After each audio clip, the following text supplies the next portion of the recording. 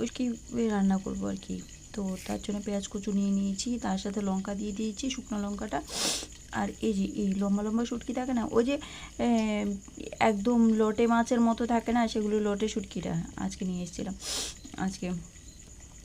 তো তার জন্য, কারণ ঘরে তো কারেন্ট এখনও ঠিক হয়নি, ঠিক করবো দেখছি মাঝে তারটা কীভাবে জানি ছিঁড়ে গেছে আজকে, তাও দেখলাম, তার জন্য হয়নি, তার জন্য দেখাচ্ছে।